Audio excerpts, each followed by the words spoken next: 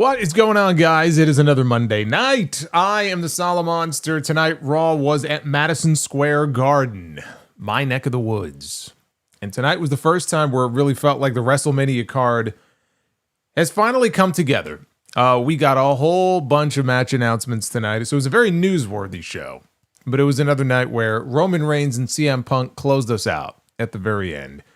And tonight was a lot like last week, in that if you remember how the show came to an end, it was Roman Reigns putting CM Punk through a table with a powerbomb. He put him through the announce desk. He left him laying.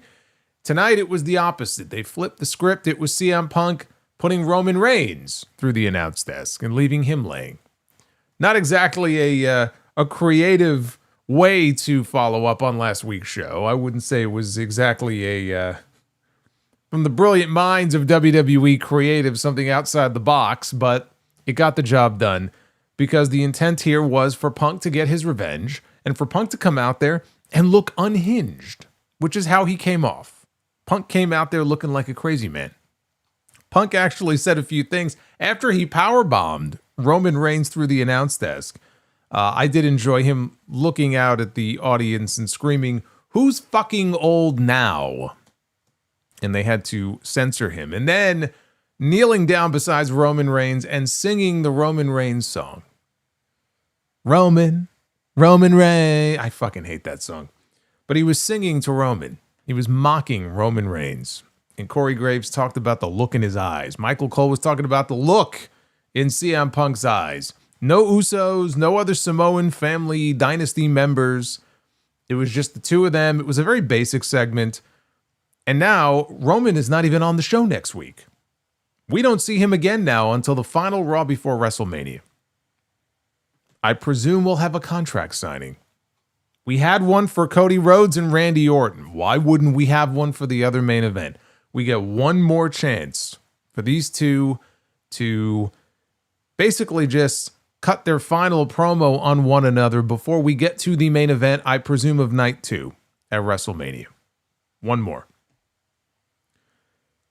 Beyond that, as far as the rest of this show goes, there's a match coming up at WrestleMania that maybe more than any other single match, when you look out at the crowd and you listen to the crowd, and these crowds on most weeks, very apathetic. They're not making a lot of noise for everything. But for this, they make noise. For this, they're into it. For this, you can feel the excitement. Brock Lesnar and Oba Femi. We had another segment with the two of them on the show tonight. And yet again, Oba Femi stands tall at the end of this segment. Now, he didn't lay out Brock Lesnar. In fact, they never even touched on this show. They even sent Paul Levesque out there to get in between the two of them.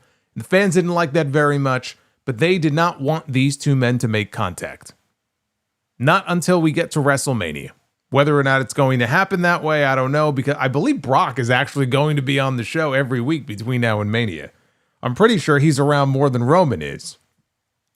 But this right now feels like the real big-time match on this show. Like when you think of WrestleMania, and what is that one attraction that feels like the biggest deal on the entire show of either night? It's Brock Lesnar and Oba Femi. And they continue to churn out these segments where these poor security people, they keep getting tossed around like small children. They're taking a beating every single week.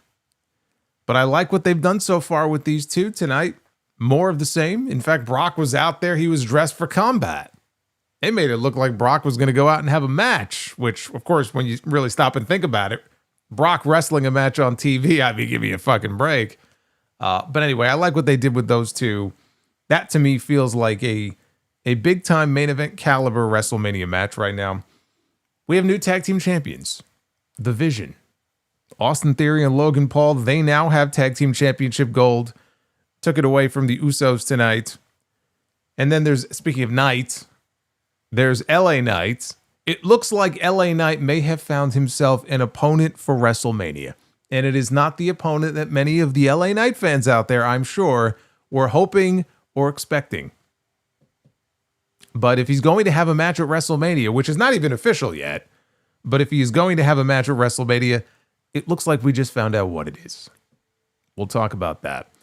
We also had several names announced for what is going to be a multi-man ladder match for the Intercontinental Championship at WrestleMania. I'm going to tell you who the men are in this match and what was so absurd about what was said about all this on commentary tonight. I don't want to blame the commentators too much because they're only doing what they were told to say, but it is just completely ridiculous.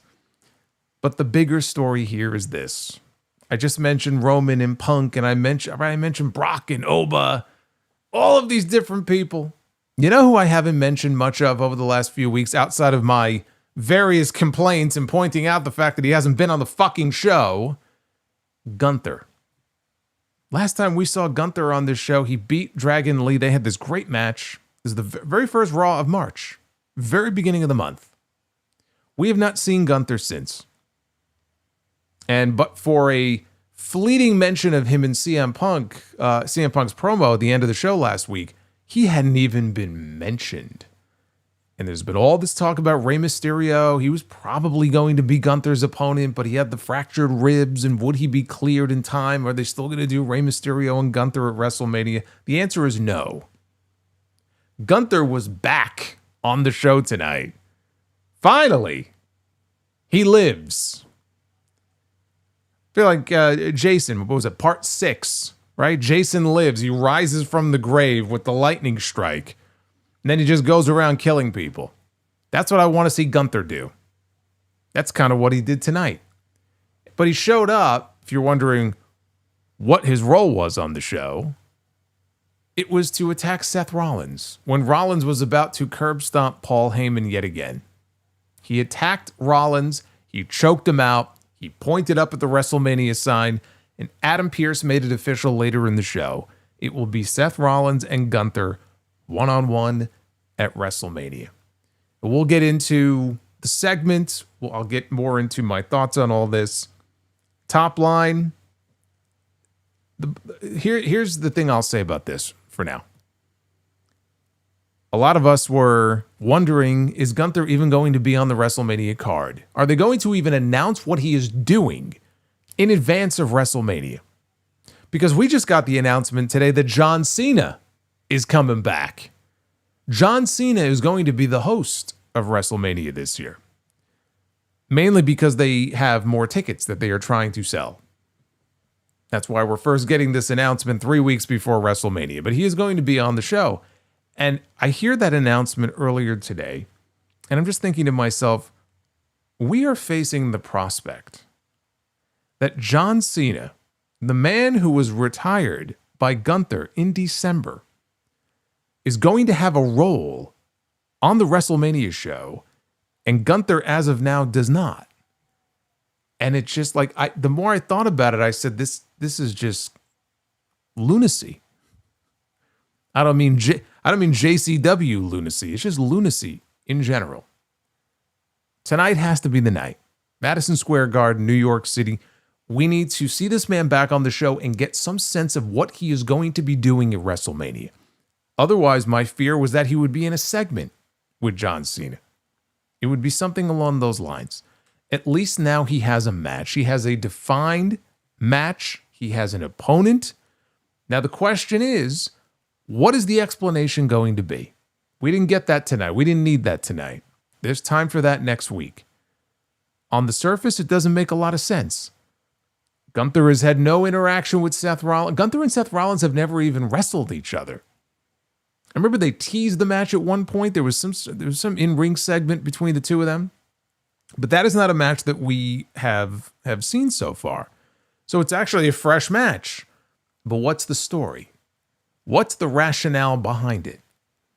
Right? Is it as simple as, I'm sitting at home, no match at WrestleMania, and I've had to watch you running around every single week, hogging up all of this television time. Now you get medically cleared. All of this is going on. I'm on the sidelines, and he just got tired of it. It could be as simple as, now that's be pretty fucking lame, but it could be something simple along those lines. It could be that there is some sort of agreement that was made between Paul Heyman and Gunther. I don't like that either. Because it doesn't really fit the Gunther persona. Gunther doesn't do this just for money. He does this for sport. You know, he does this because, right, the ring is sacred, the mat is sacred. And he feels like he is the greatest professional wrestler in the world today. In fact, Michael Cole just said the other day that he believes Gunther is the greatest professional wrestler in the world today. So him, you know, taking money from Paul Heyman and working out some sort of deal with the Vision to kind of do their dirty work for them and take out Seth Rollins, it could be the story, but I just feel like it's a mismatch. It doesn't really make sense for the Gunther character.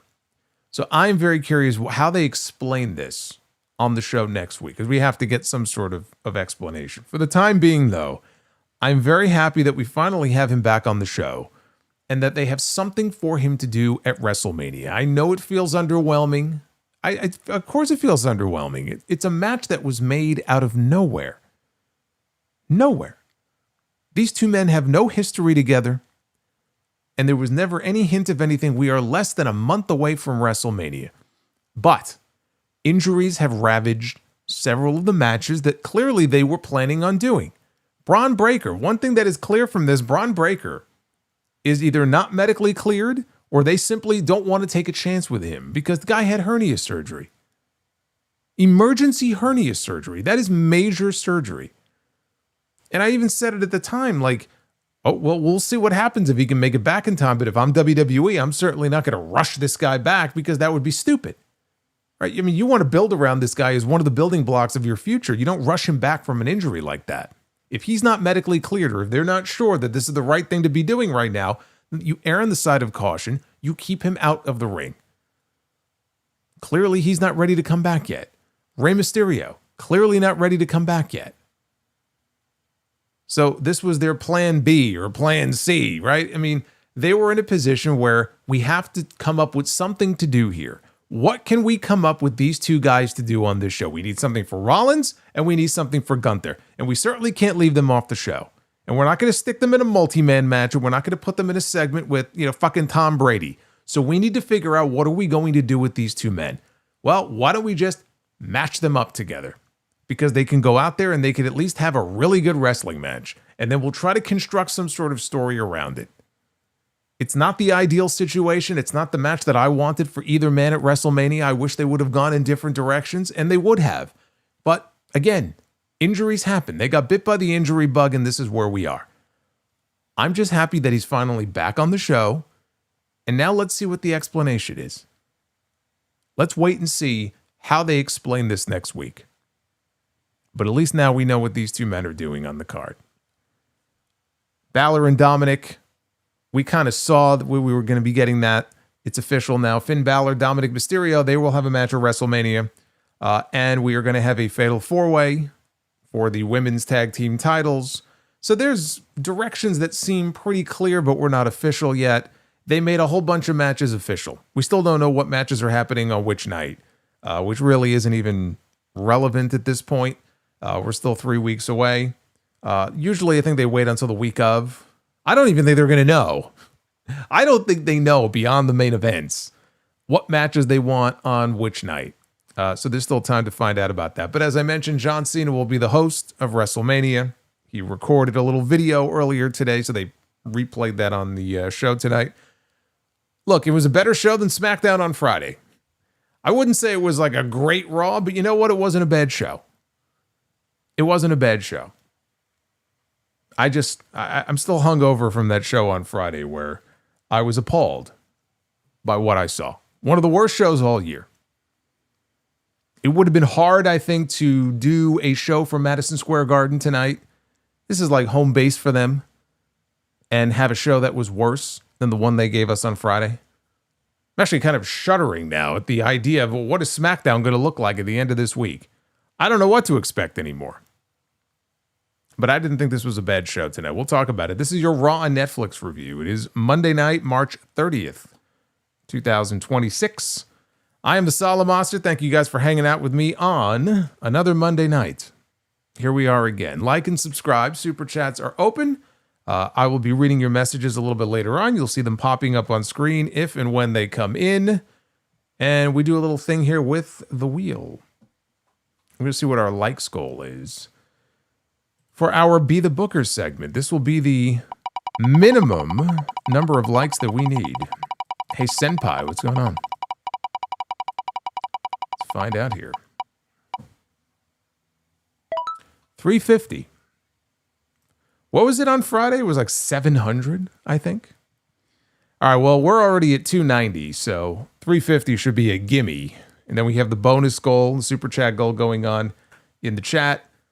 Shout out to Aggie Fan, becoming a channel member. Welcome, brother. SmackDown is going to be a train wreck? Probably, yes. Probably.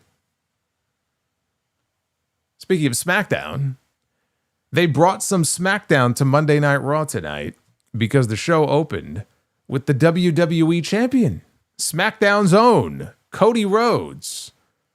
Opened the show tonight here in Madison Square Garden, and why not? I mean, look, SmackDown is such a depressing place to be.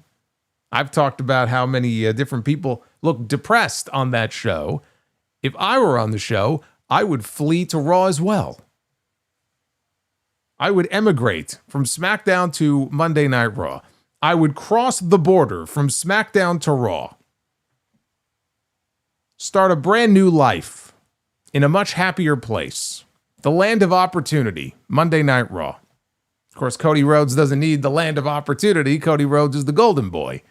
So he comes out to the ring. Mostly cheers. There were some boos. There was some scattered boos, but I would say he got a mostly positive reception here. And of course, he wanted to know, what do you want to talk about? What do you want to talk about? Acknowledge me. What do you want to talk about? They're like pull string dolls. Every promo starts exactly the same way. We got a bunch of pull string dolls here on the roster. Oh, you're right. SmackDown is Jellytown. That's a good point. All the more reason to get away. Cody didn't really have to get to say much here before he was interrupted by, of all people, Stephanie McMahon. Stephanie comes out. Why is she here? I'm watching this just like all of you are. Why is this woman here? Hall of Famer, by the way. Soon to be Hall of Famer. Stephanie McMahon. And she wanted to talk to Cody about Randy Orton and WrestleMania. But Cody's not going to like what she has to say. She said that she used to sit in the crowd right over there, right here at Madison Square Garden. I used to sit in the crowd right over there. And Andre the Giant would touch her as he went to the ring. I don't think she meant it like that. But it took all of 60 seconds from the time that she started speaking to get an Andre mention. She loves mentioning that Andre was her friend. Andre the Giant was her friend. She never misses an opportunity. I mean, look, if I was friends with Andre the Giant, I would probably tell people too. But we always get the Andre mention from her. So she said all of them, Cody, Randy, herself, all knew what it's like to get to the top, but they all took very different paths to get there. Cody took the golden path, and he believes that he can bring out the best in people. Cody can't this time, though. Not with this version of Randy Orton. She said this version of Randy Orton is diabolical. Cody has to be able to think like Randy. You know, your father, he understood better than anybody. Dusty could get down and dirty with the best of them, but Cody is not his father. This version of Cody cannot beat this version of Randy Orton. So the fans begin chanting Randy's name. This is a common chant that we're hearing every single week. Randy, Randy. Cody doesn't want to be rude to Stephanie, but he knows everything about Randy Orton. He knows all of Randy's accomplishments and everything he's ever done. There's some stuff that Randy has done that they can't even show on TV today. And some of them involve Stephanie. Fans wanted the student-teacher dynamic from the two of them, but he ceased being the student a long time ago. He wasn't the student when he was Orton's babysitter, making sure that Orton was still breathing in the car when they rode together. The Shawn Michaels path. But she's right. He admitted that she's right. Cody is not Dusty. But with all due respect, Stephanie, you are not your father either. That got a reaction from people. And I'm also thinking that when Cody said that you are not your father, there was a collective sigh of relief from all of the women who work in WWE.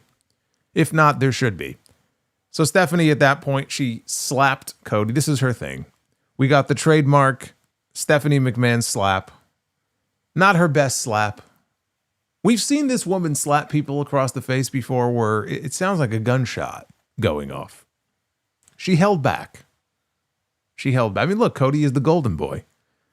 We don't need another Travis Scott situation where the guy, gets a ruptured eardrum. We're this close to WrestleMania. And she tells him that, look, I'm here because I care about you. She was there because no one else was giving him any guidance. Orton isn't just listening to the voices in his head. He beckoned them. And it looked like he was listening to someone else as well.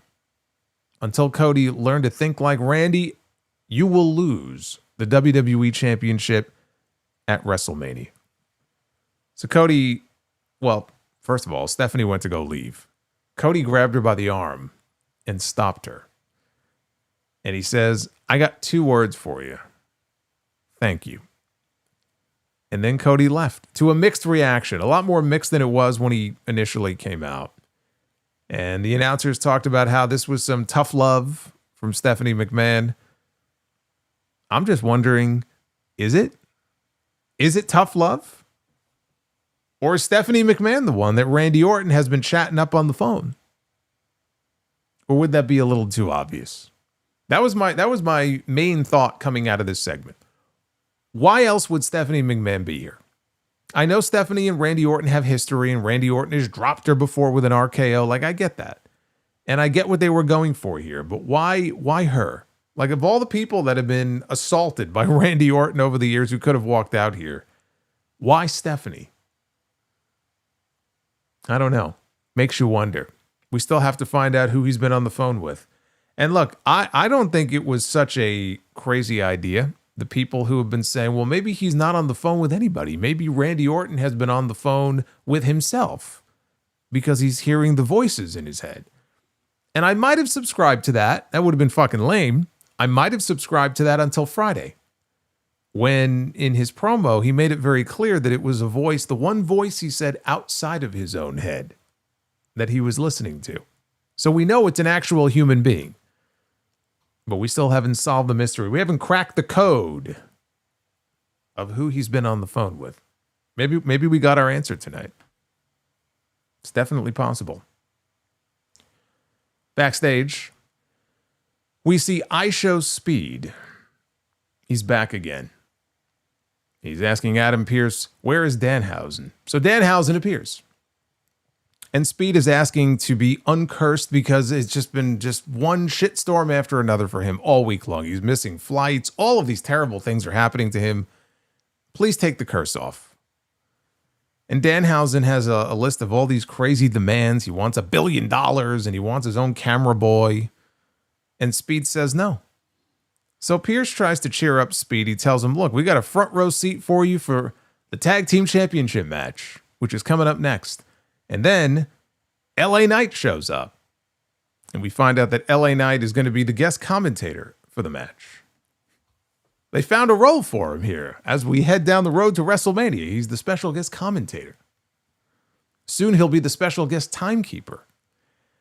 Then he'll be a special guest referee.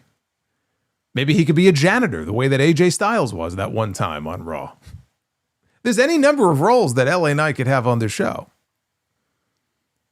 So we had the Usos against Logan Paul and Austin Theory. This was for the World Tag Team titles in New York City. So it's a New York City street fight. Rematch from last week, which was non-title. The Usos have a new theme song.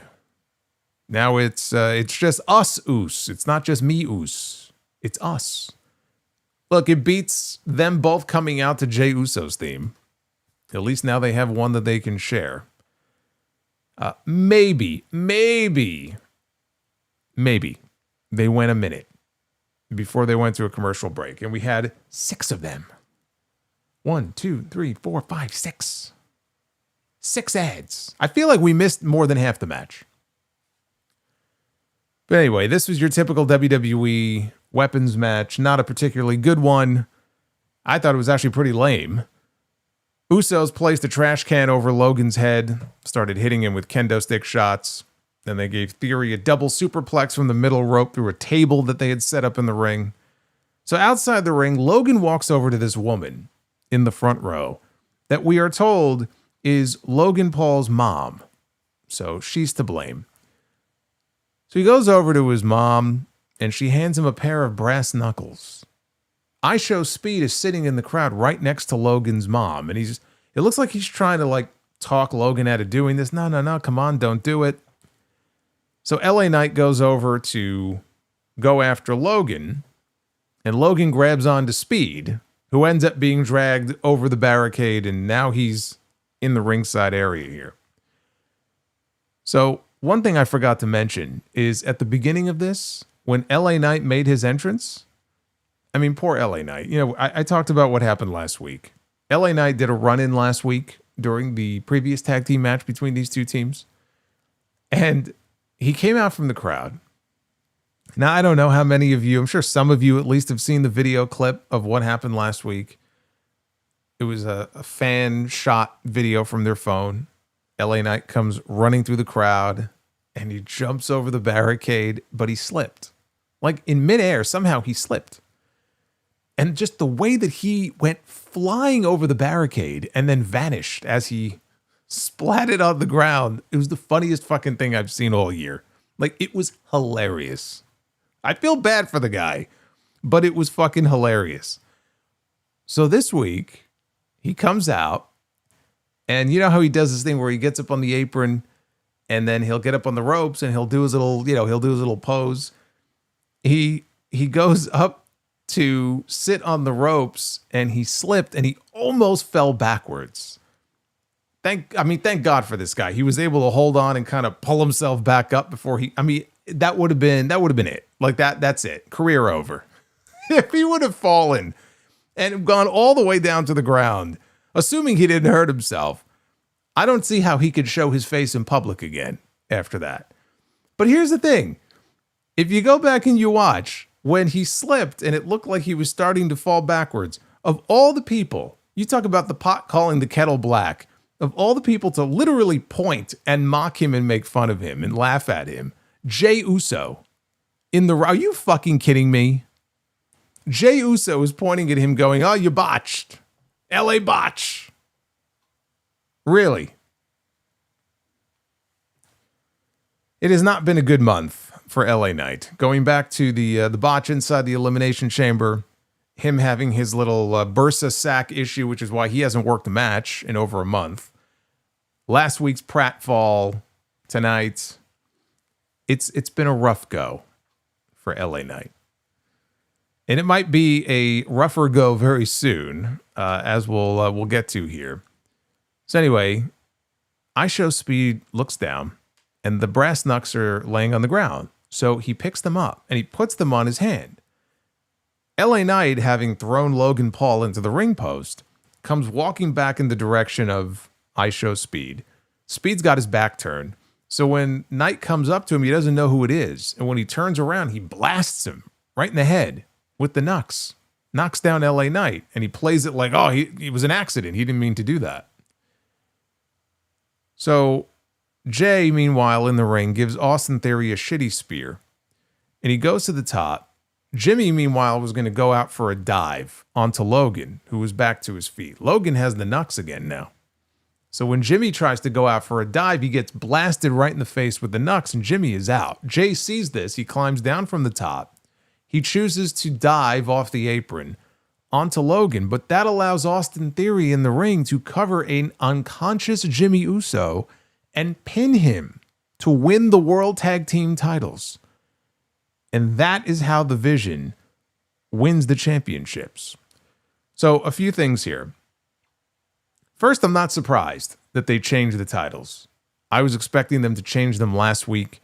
At the last second, they changed it from a title match to a non-title match. This week, I guess they just wanted to wait and do it in Madison Square Garden, I guess. I mean, that, and there was that appearance that they were supposed to make on the first MLB game on Netflix, and supposedly WWE wanted them there with the belts. I don't even think Jimmy was there. But them losing the titles here, not a surprise. Second of all, what a terrible way to change the tag team titles. I just thought that was just incredibly lame.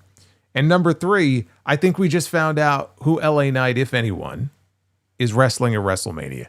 It looks like if LA Knight is to have a match on that show, he will be wrestling IYO Speed. Now, Speed is someone, he's very athletic, and the few appearances that we've seen him make before, he's done fine. Obviously, the best one was him taking the spear from Braun Breaker at the Royal Rumble last year. That was fantastic. So in terms of celebrities coming in to do something, whether it's a match or an appearance or whatever it may be, I can think of worse celebrities to have in to be doing stuff.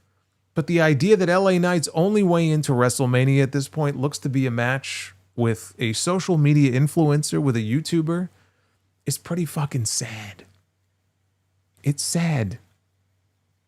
Even sadder that we have to consider the possibility that LA Knight may lose to IYO Speed at WrestleMania. Like, I could see Danhausen lifting the curse and IYO Speed wins. Can you imagine that?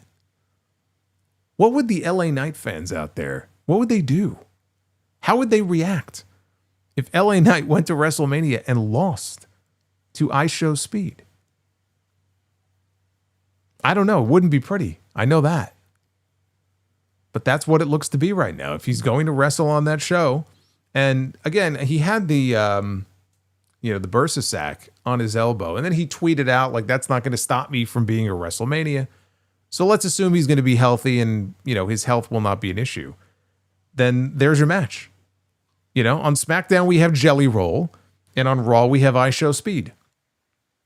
Each show has their own resident celebrity now heading into WrestleMania. But I pointed this out also on Twitter when the match was over. I can't remember a period.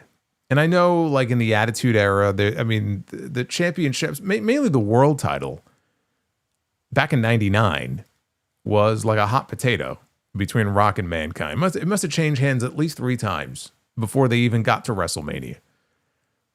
I can't remember a period of time, though, where we were this close, like within a month or two, of WrestleMania, where so many championships changed. Instead of waiting for WrestleMania, they've decided to change at least 4 different championships since the beginning of the month. It's crazy. I can't remember that ever happening before. We had Cody Rhodes winning the WWE title back from Drew McIntyre, right? That was earlier this month. It was the first SmackDown, I believe, for the month of March. We had Penta taking the Intercontinental title from Dominic Mysterio. Friday, we had Sami Zayn winning the United States Championship from Carmelo Hayes, which I know pissed off a lot of people. We had Damian Priest and R-Truth a couple weeks ago winning the WWE Tag Team titles from the MFTs. And now the other tag team titles on Raw have changed hands. The Vision takes the titles away from the Usos. And this is all just weeks before WrestleMania. So on the one hand, you look at that and it's like, well, it was kind of unpredictable. I don't think anybody expected there to be that many title changes. But on the other hand, it also kind of feels to me to be it's almost like desperation. Like, I don't think that this is something that they concocted months ago, where it's like, okay, we have all of these different, paths that we want to go. And all of these title changes were like mapped out months in advance, and there's all like a rhyme or a reason to it. It doesn't feel that way to me. It just kind of feels like, to some extent, they've been kind of throwing shit at the wall to see what sticks, and injuries have played a role in the buildup to this WrestleMania show. But I don't know. I mean, all these title changes, and I don't get the sense that there's some grand plan for all of them. Liv Morgan. She's going to be challenging for a championship at WrestleMania, the Women's World Championship.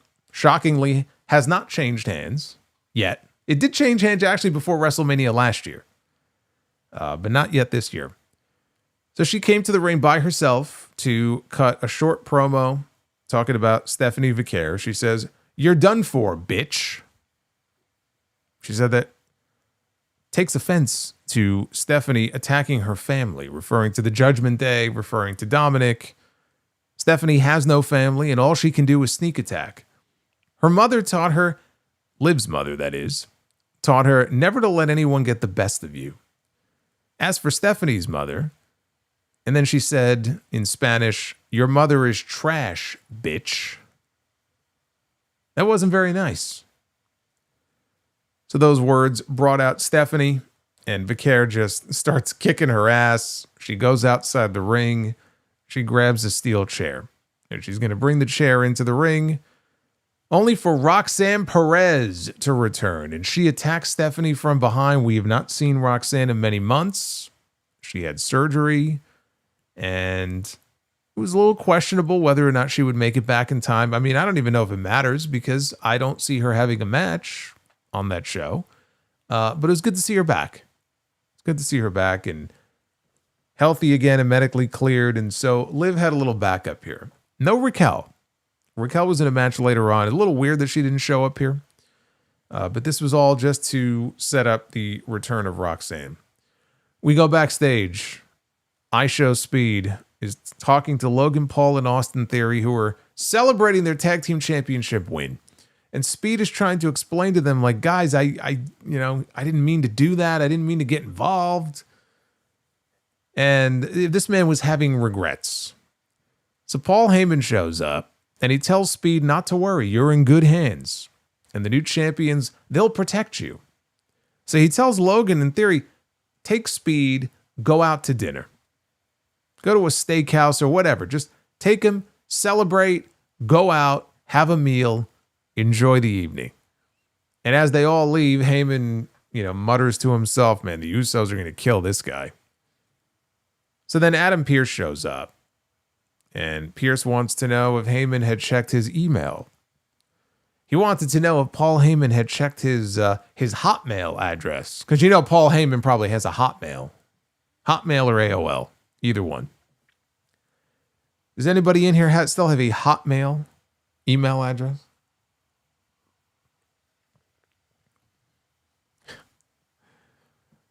So Heyman is wondering, why did you email me? Like, were you inviting me out on a date? And Pearce tells him, there's something very wrong with you. I'll tell you what's wrong with this whole scenario here. I'm thinking to myself, like, why is Adam Pearce emailing Paul Heyman? He sees him at the building every single week. He also has his phone number. So he has to know that, like, he could just text message the guy if he has to reach him in a timely fashion. Why is he emailing Paul Heyman? I thought that was a little strange. All right, let's see. We have a bunch of AOLs in here. Look at this, man. We still have a lot of AOL people. We got a Yahoo guy. Outlook. I know that some of you have a Hotmail email and you browse the web in the old Netscape browser. Okay, I know some of you. I know some of you old heads. You're using Netscape. You're wondering how come I can't download AOL anymore? Where's my AOL keyword? Nia Jax. Hey Dev.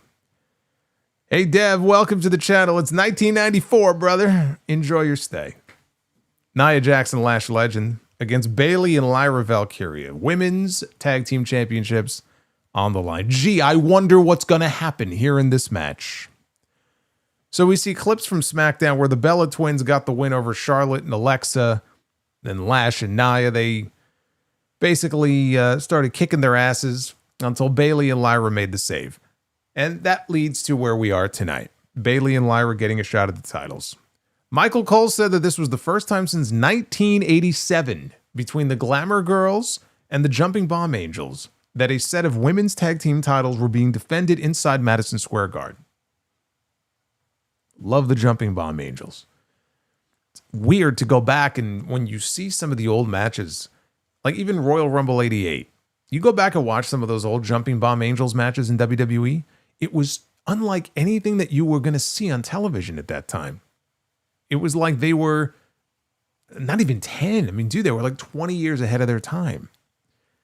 And I saw one of them was on social media a few months ago lobbying. They actually had a petition they were circulating to get WWE's attention so that they would be inducted into the Hall of Fame. Doesn't look like they're going into the Hall of Fame this year.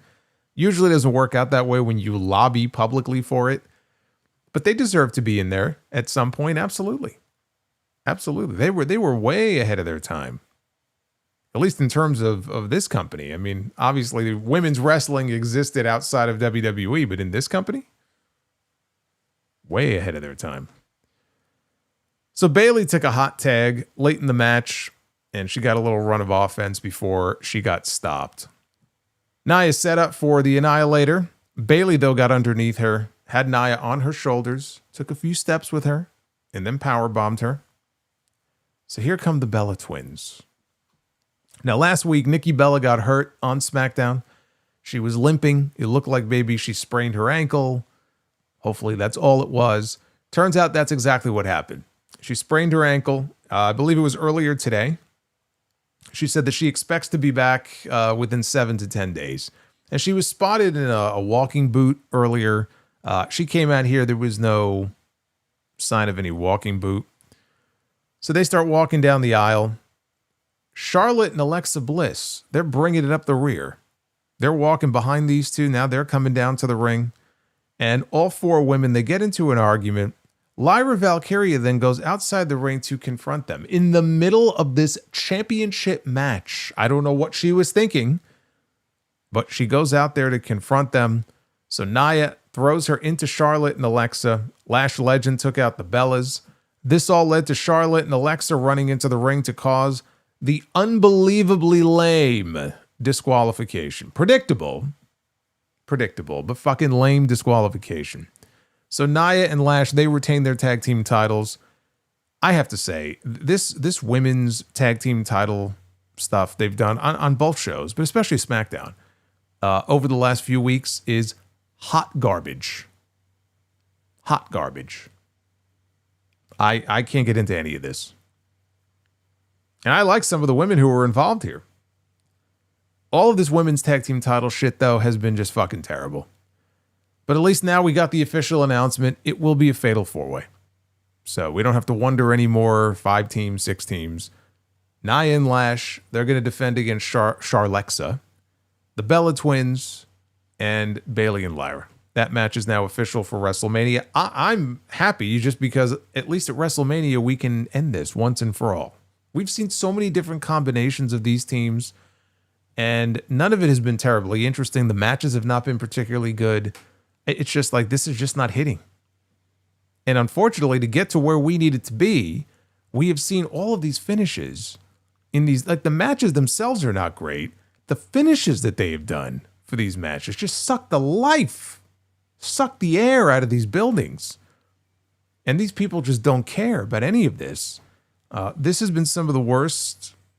Honestly, when I think of these matches that are being built up for WrestleMania, as far as this build is concerned, this has basically been the worst part of it so far. It's just awful. Now, this week, they saved Brock Lesnar. Not for the beginning of the show. They saved him for the middle of the show. It was 9:15 p.m. Eastern time. And here comes Brock Lesnar, and you know he was extra salty that he couldn't leave early tonight. So he's out there with Paul Heyman. Heyman said that he was out there to pontificate on the perils that await Oba Femi. So you got to say it the way that Paul Heyman says it. He doesn't just say Oba Femi. He goes, Oba. He has to over-enunciate everything. Oba Femi. I feel like I'm like listening to him like Hooked on Phonics or something, hosted by Paul Heyman. I don't know if he does it just to kind of stretch for time in these promos or what. It's a common Paul Heyman tactic here in these promos. So anyway, he said 2 weeks ago, Brock Lesnar was distracted by Seth Rollins, and he was caught off guard by Oba Femi. Last week, Brock Lesnar was not dressed to fight. He just wanted a conversation with Oba Femi. Well, tonight, Brock Lesnar is dressed to fight because Brock Lesnar has authorized him to let everybody know that he has seen it happen for 25 years in WWE and UFC, that when someone looks at Brock, locks eyes with Brock Lesnar, that man pisses all over himself. And he just kept blathering on and on and on here until finally Brock got fed up and he swiped the mic out of his hand and he told Oba to get his ass out here to the ring. So Adam Pearce came out instead. Definitely not Oba Femi. Pearce comes out. He rained on the parade. He said, I've got a WrestleMania match to protect. And everyone's booing him. And he goes, I know, but I got a WrestleMania match that I have to protect. So he told Brock, this is not going to happen. This will not be happening tonight. He told Heyman and Lesnar to leave the ring. Well, Oba Femi apparently never got that memo. I guess he never read the email. Nor did the sound guy or the person responsible for the lights in the arena, because the lights went out and we heard Oba Femi's music. And so out comes the ruler and he's strutting out onto the stage. He's strutting all the way down the aisle, coming down to the ring. Two security geeks, they charge at him for some reason. I don't know why. They ran at him. And so he just shoulder tackled them down to the ground. Same with the next wave that came charging in. One of the guys, he launched into the air. And the way he landed on his hip, I do not envy how that must have felt. But it looked great. So when Pearce got up in Oba's face and tried to stop him, the general manager, he got shoved aside into the barricade. See, that's going to cost him some money right there. So the fans were just fully behind Oba here, chanting his name. He slowly circled the entirety of the ring like a shark in the water, something we've seen Brock Lesnar do before. So he circled the entire ring. Once Oba got up on the apron, fans started chanting, holy shit. He gets into the ring, and it looked like the two of them might actually throw down here. But then Paul Levesque slides into the ring. I don't even know where he came from. He slides into the ring, and he gets in between the two of them. He did what 24 security people could not do. And he got these two men to stand down. He got in between them, and he told Brock, he got up in Brock's face and said, not here, not now. He's pointing up at the WrestleMania sign. WrestleMania, that's the time for it. He's telling Paul Heyman, get him out of here, get him out of here. And so Lesnar left the ring. But not before, as he was leaving, one of the security guys was still laid out on the floor. I mean, he was dressed for combat. I mean, Brock is out there and he's in his shorts. He's got the gloves on and the boots. He was ready to have a match. So I guess just to make himself feel like he may have had a match, he picked up the security guy, put him on his shoulders, and gave him an F5 on the floor. And I guess that made him feel good. And at that point, Brock left. I can't be the only one who was hoping that, when Paul Levesque slid into the ring, that he would eat an F5. Or he would get pounced halfway across the ring. But that did not happen. This right here feels like the main event of WrestleMania. Like it's you hear these crowds and you see the way they're teasing it, but they're not giving too much away. Tonight they didn't touch at all, right? They came close. They were kind of eye to eye. They didn't touch at all. I thought Brock was going to get his revenge this week. He's been laid out twice. Didn't happen. Oba was standing tall when this segment was over and Brock walked to the back. So it's 3 weeks in a row that they have kept Oba Femi looking strong here. Again, no physicality here. I mean, we had physicality, just not between the two of them. And I'll tell you what, when this was over, and the fact that Brock did not get his revenge on this man, all I could think is Brock's winning at WrestleMania. I mean, it definitely feels like a Brock Lesnar win at WrestleMania. And there are people who, who was it earlier who mentioned the same thing? I've heard from people who think Brock wins at WrestleMania, Brock loses at SummerSlam, but he loses to Gunther, which I think would be, so much worse if Oba never even gets that win. Like, I can understand him losing at WrestleMania if it means coming back and beating Brock at the next big show. I wouldn't do it that way, but I can at least understand it. But the idea of him being Brock, winning at WrestleMania, and then moving on to somebody completely different is unacceptable to me. Unacceptable. At the end of all of this, whether it's WrestleMania or whether it's SummerSlam, Oba Femi should have his hand raised. Full stop. Because he's in a position right now where he needs that a hell of a lot more than someone like Gunther does. And that doesn't even make any sense to me. You've got to wrap this up and end it the right way before you move on to something else. But I guess the idea is that, you know, if Brock is not going to lose until his final match, if he was to have his final match at SummerSlam, then you do Brock and Gunther. No, you do Brock and Oba if Oba fails to beat him at WrestleMania, which as of this moment is exactly what it feels like they're going to do, is have him lose to Brock Lesnar. But what we have gotten so far between these two, fantastic. Fantastic. They've made a new, in the span of a few weeks, they've made a new star on this show. Now, I don't put it past them to completely fuck it up coming out of WrestleMania, but for the time being, they've made a new star, a new top guy on Monday Night Raw. Keep it going. This is exactly what we need. This is exactly what they need on this show. They need more people like him.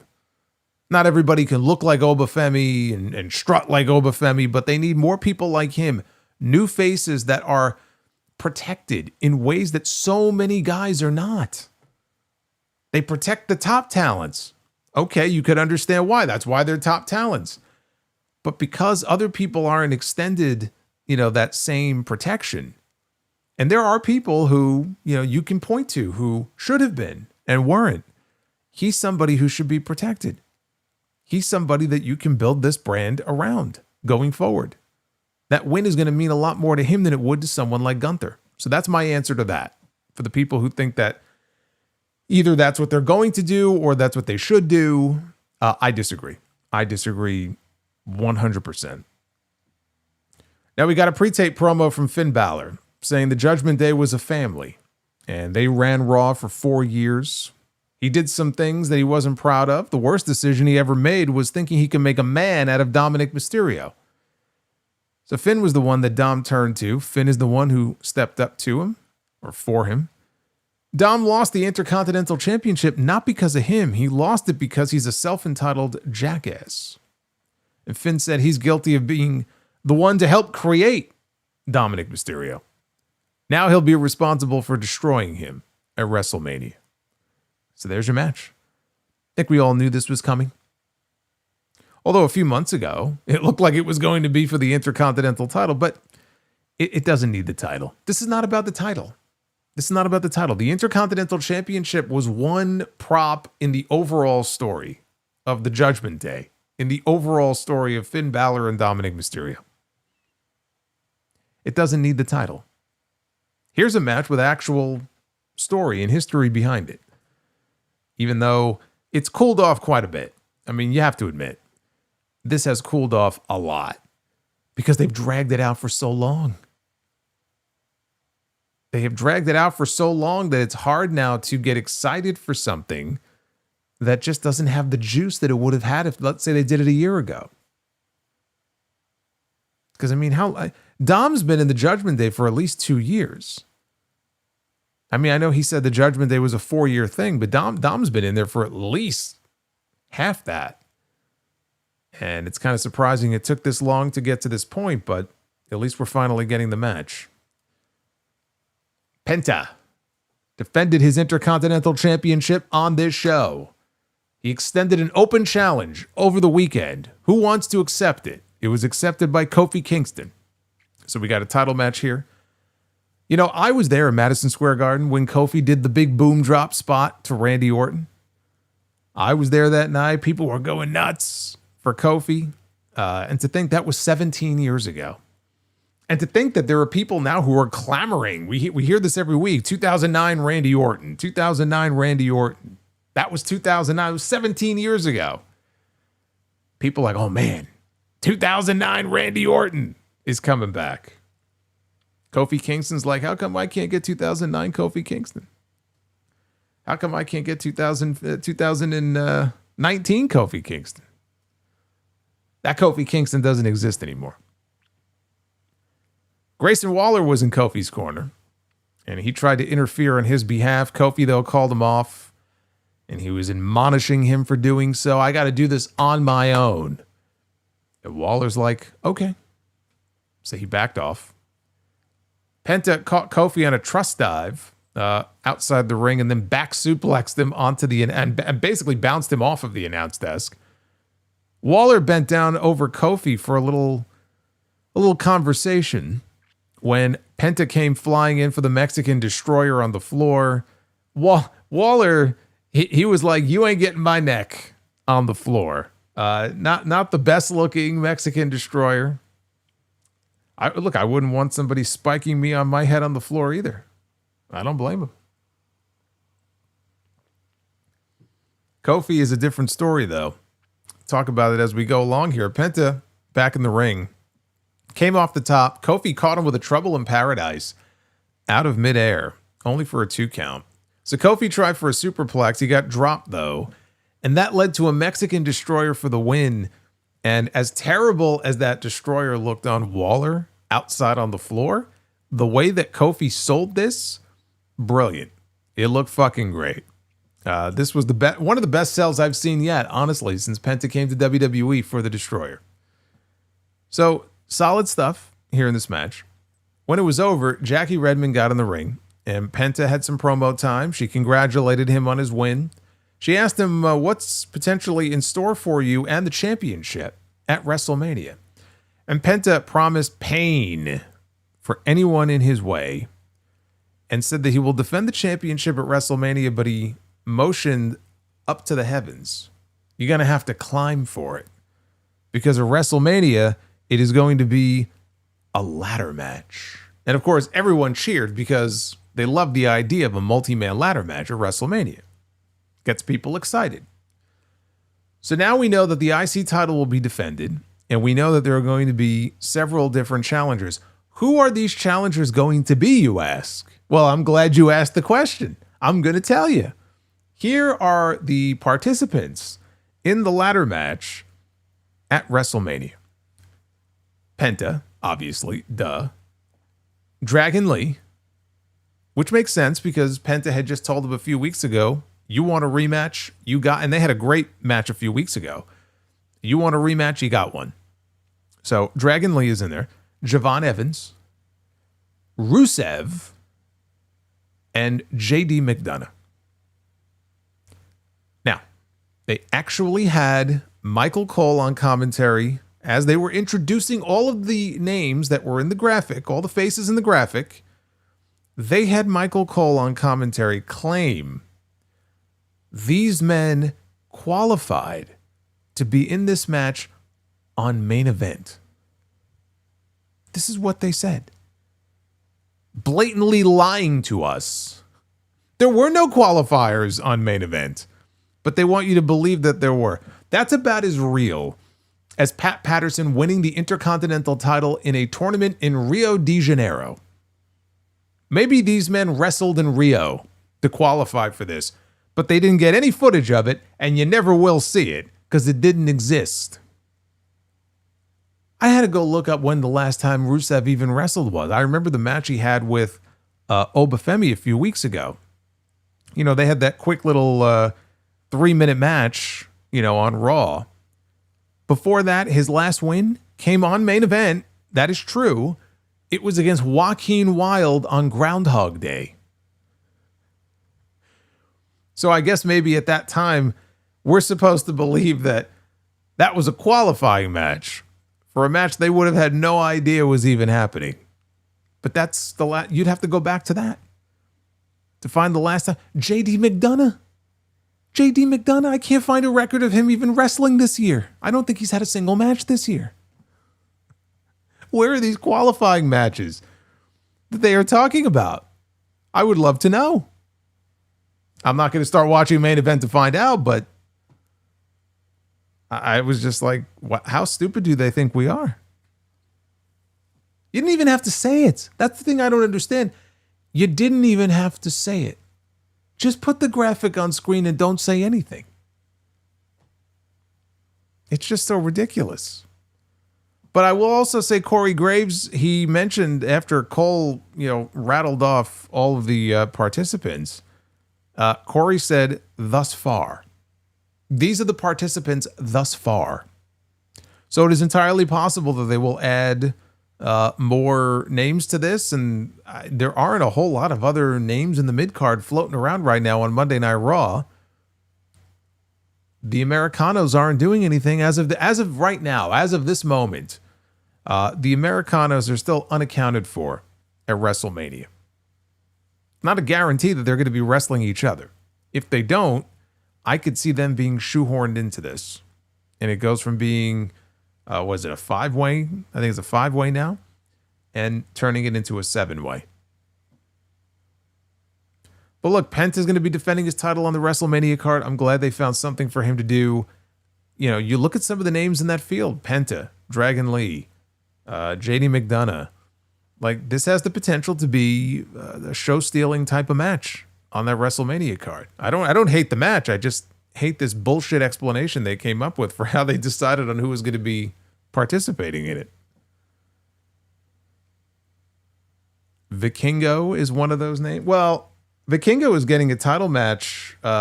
Is it the weekend before WrestleMania? I believe it might be. I guess depending on what happens in that, match, he could be added. I could see that. Sure, I could see them adding Vikingo. Make it a 6-way.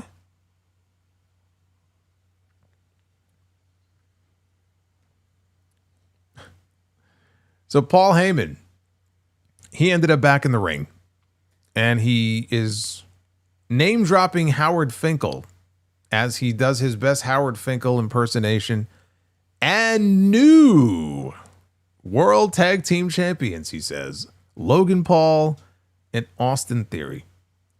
He said he tried to give back to the community tonight by presenting Brock against Oba, but then that tyrant, Adam Pearce, and before he could even finish saying what he was going to say, Adam Pearce walks out to interrupt, and he asks him one more time, Mr. Heyman, have you checked your email?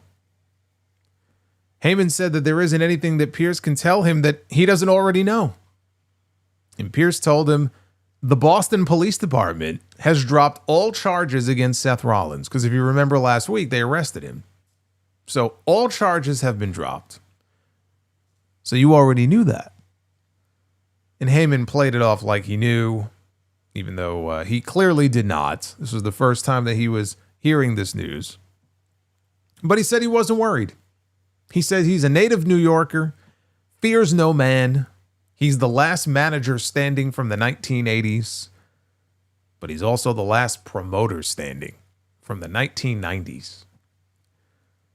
Well then, Mr. Last Promoter Standing, then you also know that Seth Rollins has been medically cleared to compete. And Heyman was stunned. He didn't get this email. That email went to spam. He was not aware of this. And they played Seth's music. He did not come down the aisle, though. He came in from behind. He had a chair. He did the Shield chair shot again to Heyman's back. Then he set Heyman up for a curb stomp. And the camera is focused in tightly on Seth in the corner as he's getting ready to do the stomp. But then he gets pulled outside by somebody, and we can't see who it is. I'm like, is it Braun Breaker? Is that Braun? Braun was spotted entering the arena earlier today. But it wasn't Braun Breaker.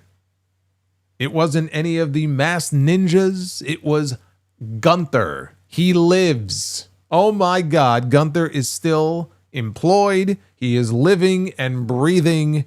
He is back. But why? We don't know. But he drags Seth Rollins out of the ring and he puts him in a sleeper hold. And so he's got him up against the announce desk and he's just he's leaning all of his weight on him and he's saying, go to sleep, go to sleep.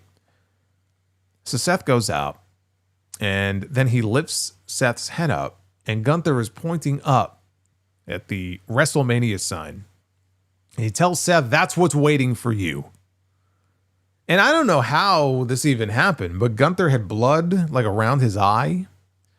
I didn't see how it happened. Maybe when he was like applying all the pressure in the sleeper hold to him, and maybe he bounced his head off the announce desk. I don't know. Maybe he cut his eye on one of the iPads or something. I don't know, but he had blood.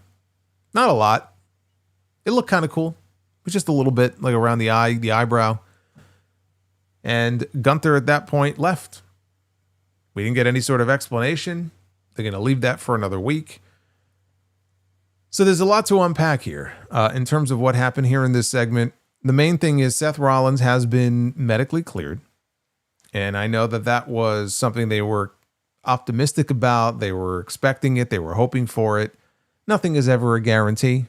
So not a huge surprise, but good to know that he is 100% cleared. But this means that Braun Breaker is not.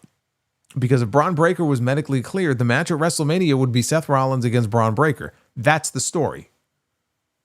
That's the story. That's the reason why Seth Rollins is not walking into WrestleMania as the World Heavyweight Champion. Right? Because Braun Breaker is the one who attacked him. And even though he had already had the injury from the match with Cody, you know, Crown Jewel and all that, storyline-wise, they were attributing it to the Vision. They were attributing it to Braun Breaker. So Braun Breaker is not medically cleared. It's for the better. Let the man heal up. Again, that's a rough injury. And you don't want to be playing around with somebody like that. So there's no great rush. I mean, it sucks. It screwed up their plans. But if he's not healed, let him heal. And when the time is right, he'll come back. And they can pick up with him and Seth. You know, maybe in the weeks coming out of WrestleMania. Maybe he only needs a few more weeks, but you know, WrestleMania is going to be a little touch and go, so they wait until, you know, the week after. You know, I'm not saying he's going to be out for months and months, but if he's not where he needs to be, then he's not where he needs to be. You don't put him back in the ring. I don't give a shit what show it is. I don't care if it's WrestleMania.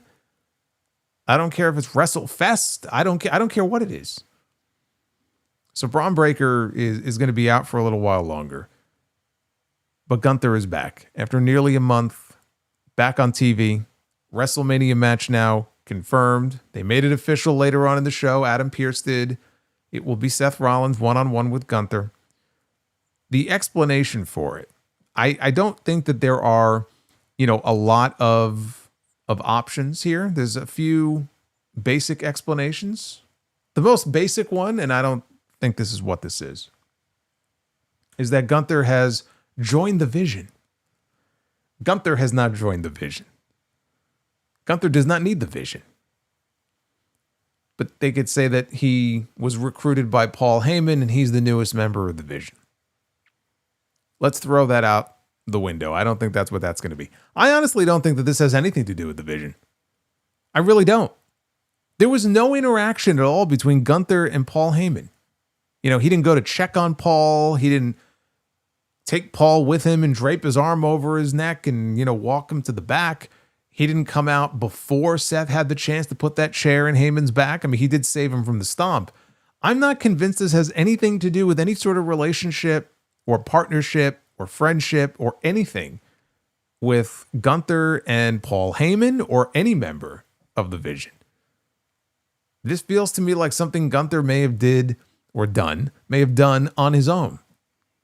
And it could be as simple as he had no opponent for WrestleMania and was appalled that the man who ended Goldberg's career and John Cena's career and retired AJ Styles is going into the biggest show of the year, and he has no obvious challenger who is man enough and courageous enough to step up to him because they're afraid, because they saw what he did to those men, and if he could do it to them, he could do it to them as well. And Seth Rollins was just the wrong guy in the wrong place at the wrong time, running around like some schmuck every single week and dressed up as, you know, a fucking ninja and all the stuff that we've been seeing. It could just be as simple as that. Gunther called his shot. If you're not going to bring the competition to me, then I'm going to go out and I'm going to find competition. Seth Rollins, you're my target. I'm going to make an example out of you at WrestleMania. It could just be that simple. Now, Gunther is the career killer. So do we have a match at WrestleMania where he makes Rollins put his career on the line? I certainly hope not.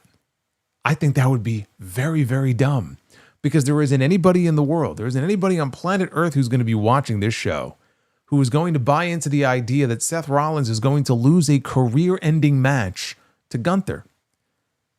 Right? This is the whole problem with the career killer gimmick. It's something you could dust off every now and then, but you can't do it all the like every big match he has can't be a career match, even if you would have wrestled Rey Mysterio. Like, Rey Mysterio is not retiring against Gunther. He's retiring against his son. So it would have just been a match, which is what this is going to be. I don't think there's going to be any real stakes on the line here. But imagine if there were. Talk about giving away the finish. You know, like, this isn't an MJF Hangman Page situation from Revolution where Hangman says, if I don't win, I'm never going to be able to challenge for the AEW World title ever again, which is what they've done. But this is a little bit different here. You're talking about somebody who's beating people and ending their careers. That doesn't really apply here. So I don't see any real stipulation to this. We just need to find out what the explanation is, and then it's just going to be a simple one-on-one match. And then the question becomes, who wins? This is Seth's first match back since injury. When he left, he never was beaten for the World Heavyweight Championship. That story is still there where, you know, he can say, I was never beaten. You know, I want a rematch for my championship. It's a little bit harder to do if he goes in there in his first match back at WrestleMania and loses. So I don't really see this as being a situation where, you know, Seth Rollins can afford a loss. Look, we're talking about Seth Rollins and Gunther. Either man can lose, and it's not like they're dead in the water. But I don't see any situation here where Gunther should be losing this match. You're putting Seth in a situation here where he should lose. How are you going to beat Gunther coming off of these big wins that he's had? First loss he suffers is against Seth Rollins. Why? Why waste that? So that's the only thing that kind of worries me about putting these two in the ring together, is that Seth really shouldn't be losing, but Gunther shouldn't be losing more. You know, it's more important, I think, for him to continue to maintain this win streak that he's on and the momentum that he's built up, which I say momentum, but guy hasn't been on television for almost a month. But I think you know what I mean. So that's the only thing. I just still feel like Gunther should not be losing this match. And it doesn't need any sort of dumb stipulation. You don't need to overcomplicate this. You know, whatever the ultimate explanation ends up being, it's just two guys that have never worked together before. It's a first time ever, fresh wrestling match. They're going to go in there and they're going to find out who the better man is. There's no need to overcomplicate this. And for the people who are disappointed or underwhelmed by the match, look, I'm with you. Again, there's no real story here. But I understand the situation that they were in. This was not their first choice or their second choice. This is at best their third or fourth choice. But if not this, what else do these men do on that show? You know, I have floated my own idea with Gunther about what I'd like to see. I knew it wasn't going to be realistic. It was doable. But did I honestly expect them to go through with it? No, I didn't. For Seth Rollins, I don't even know who else you would put him in the ring with. You just put the tag team titles on Logan Paul and Austin Theory. Reed is gone. Breaker is gone. Who else would even make sense? It's better than nothing. I'm just happy the man is back. It took long enough. We had IYO SKY against Raquel Rodriguez. Yeah, I mean, the alternative was to leave them off the show. And that's not much of an alternative. You cannot leave them off the show. Can't do that.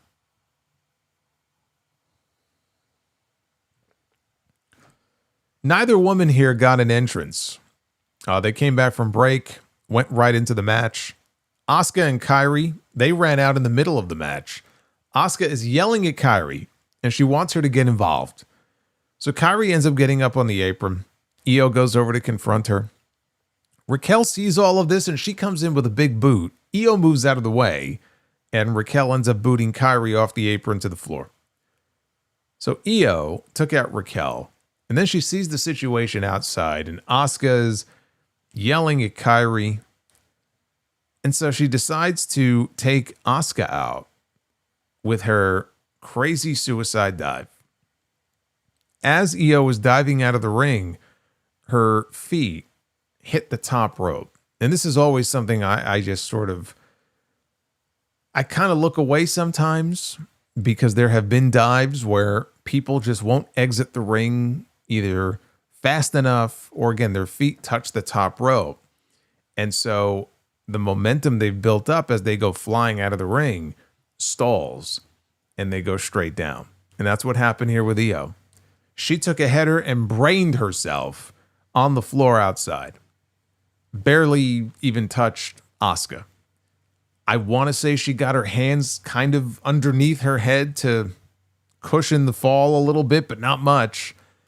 It was like, holy shit. But she popped right back up. She tried to no-sell it. She seemed to be okay. Thank God. So she gets back in the ring. Raquel, though, immediately grabbed her and dropped her with the Tejana bomb. So it appears that IYO SKY is going to have a match at WrestleMania, and Raquel won't. But Raquel got the win over Io. So that was a little weird. But again, it was done for storyline purposes. You know, Io losing this match was based off the distraction of what had just happened outside. So it plays into her story. Raquel has no story. Raquel has nothing going into WrestleMania. At best, it looks like she'll be maybe in Liv Morgan's corner. That's about it. Io, though, is going to have a match at WrestleMania. And it should be Asuka and Io one-on-one. Kairi will be out there. I could see them wanting Kairi involved. I'm sure Kairi herself would love to have a match on the card. Maybe they turn it into a triple threat. I still feel like Io and Asuka, one-on-one. Kairi is sort of the linchpin of the story. She's the most important part of the match. She doesn't have to be in the match, but she would still be the most important part of the match. And all of this should be building to her finally standing up to Asuka, you know, and breaking free of her grip. That should be the conclusion of that match. Whoever wins. Almost doesn't even matter who wins.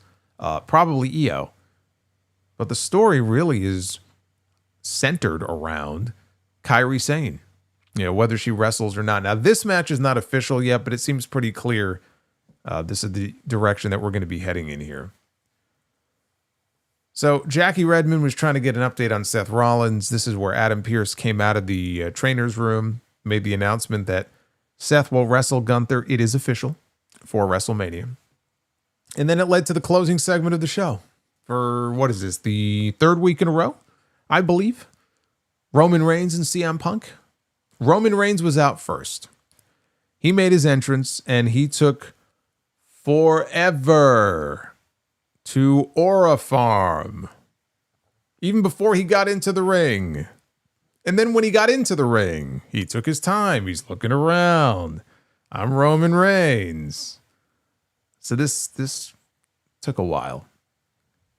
Finally, he spoke. He told New York City to acknowledge him. CM Punk, his music played. He walked out to the ring. He was in jeans. He had his fists all taped up. They immediately started to brawl. No bullshit. We're getting right down to brass tacks here. Roman caught Punk with a Superman punch, tried to throw him out over the top rope. Punk, though, reversed it, followed Reigns out to the floor. Punk slammed Roman's head on the desk. Then he slammed it into the ring post. Adam Pearce and a group of producers, they run out and they're yelling at Punk and they're trying to, you know, calm him down. And Reigns comes back and he sets up for a power bomb on Punk. This is exactly what he did the week before. He power bombed him through the announce desk. He's going to do it again. He gets Punk up at a power bomb position. This time Punk punches his way out. So he escapes doom this time. Hoists Roman up for a GTS. And the producers pull Roman down, and then they pull each man away from each other. So we have another pull apart brawl. Reigns breaks free, and he spears poor Petey Williams. What did Petey do? What did Petey do to deserve this? He didn't do anything. He was in the wrong place at the wrong time. Tell him, Hulk. He was just the wrong gay guy. Oh, the wrong. I'm just the wrong. One of my all-time favorite, just butchered segments from SmackDown back in the day. How many times did he try to fix it before he finally got it right? 3 times? I was just the wrong gay guy in the wrong place. Let me start over again, dude. Vince is standing there. God knows what's going through his brain as he's watching this. Oh, I miss those satellite feeds for SmackDown. There was such gold on there. There's gold up in them there hills. Anyway, Reigns broke free, speared poor Petey. Punk then scooped up Roman, and he dropped him with a GTS. Punk looked like he was backing off. He had his hands up in the air. He's like, okay, all right. I'm cool. But then he went back over and he grabbed Roman and he started more punches and bunches. And then Punk powerbombed Reigns through the announce desk, just like Roman did to him the week before. And Punk gets up and he starts screaming, "Who's fucking old now?" So Punk sits down next to Roman, and this is the best part of the entire thing. He sits down next to Roman, and he starts singing, Roman Reigns, Roman Reigns, Roman Reigns. Just mocking him. And laughing, too. I mean, he looks like a maniac out there. And Pierce pulls him away, and again, Punk came off like he had just gone off the deep end. Just the way he was talking. Kind of like me after I watch SmackDown each week. Michael Cole talked about the crazed look in Punk's eyes. Corey Graves said it had been a long time since he had seen that look. And that is how they went off the air, with CM Punk posing in front of all the fans in New York City. And Roman Reigns all laid out. No Usos, no family members. This was just Punk and Roman. Mano y mano. That's all you needed here. They repeated the same angle from last week. This time with Punk powerbombing Roman the way Roman did to him the week before. I did like how unhinged Punk came off here towards the end. You know, laughing maniacally and all that sort of thing. And I will say it was a hell of a lot better than what we got with Cody and Randy at the end of SmackDown on Friday. That pull-apart brawl was extremely lame. Fans were fairly quiet for it. I felt to me like they were just going through the motions. There was no real intensity or fire behind it, and it went on forever. I mean, it dragged on for just, it felt like minutes on end. This one was the opposite, especially with Punk, in that there was a lot of fire there, and the fans were into it, and they didn't overstay their welcome. You know, it went a few minutes. It didn't feel like it was overly long. Punk did not waste any time, talk. I mean, neither did Cody when he came out on Friday. He just came right down to the ring. They immediately went into brawling, but it didn't feel like they were stretching for time. It didn't feel like, man, they're really dragging this out. And, we got to drag it out and wait for Jelly Roll. It wasn't like they were dragging this out, waiting for ISHO Speed, to come out and get in between the two of them. So, it was, I think, exactly what it needed to be. Could they have come up with something a little more creative instead of running the same angle back 2 weeks in a row? Sure. And part of me was also kind of hoping the Usos would be involved, just because it did add a layer of intrigue last week, especially the way Jay was acting. But they did lose their titles on this show. So I guess they were unavailable here for this segment. But what it means is that we only have one more face-to-face, assuming we get one, face-to-face segment or promo with Punk and Roman before we get to WrestleMania, which is going to be the final Raw, because Roman is not on the show next week. You look at some of the recent promos, maybe it's for the better, because it just seems like they hit a wall and they ran out of material. That's kind of how it felt. How many more weeks are they going to talk to each other and be able to keep things interesting? Maybe it's not such a bad thing that Roman disappears for a week and then comes back and they could do the hard sell. Again, I wouldn't be surprised if we get a contract signing on that Raw, April 13th. I believe it is. Yeah, it has to be, because I'm flying out on the 15th to Vegas. So They did a contract signing for the other main event. Why would they not do one for this one? Doesn't really make sense, right? So maybe we'll get a contract signing, which I know is such a very creative tool to use in and of itself. I didn't hate this. I wish they would have done a little bit more, but I'm okay with what they did here. Like I said, especially coming off the garbage that we had at the end of SmackDown on Friday, I'm content with what we had here. Although curious what Punk will be doing on the show next week. That I don't know. Now, he did promise Jey Uso your Oda rematch for the World Heavyweight Championship. If they were going to do that, though, then they would have announced that tonight. So I don't know what he'll be doing next week. I didn't think it was a bad show. There was stuff that I just thought was boring, and there was stuff that I liked. Yet again, third week in a row, Oba and Brock, the best part of the entire show. But the WrestleMania card now is really filling in a way that it has not been. We got a bunch of new matches announced tonight. LA Knight. I mean, what else is there to say? What else is there to? He's becoming a punchline. I hate to say it, but he's becoming a punchline on these shows each week. You know, they got to get something going with him and get all of the attention away from these little slip-ups that there have been. I can't say LA Knight against IShow Speed excites me if that really is what they're planning on doing. I don't know what else you do with LA Knight if he's not involved in that. I truly don't. But we got Gunther back. We take our wins where we can. We've got Gunther back on the show, so that's good. What did you think of Raw from Madison Square Garden? 68% thumbs up, 32% thumbs down for tonight's show. Skip Bayless says, LA Knight is a joke. Yeah! Well, I guess the last couple of weeks, the joke's been on him. We got to get away from that. Can't be a punchline here on this show. That's not good for your career.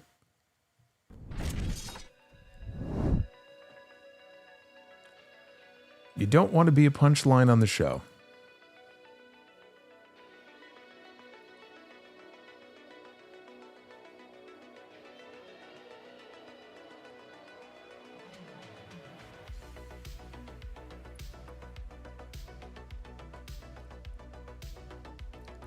Let's get to your super chats. Again, the likes goal was 350, and we are currently at 539. Man, smash that shit.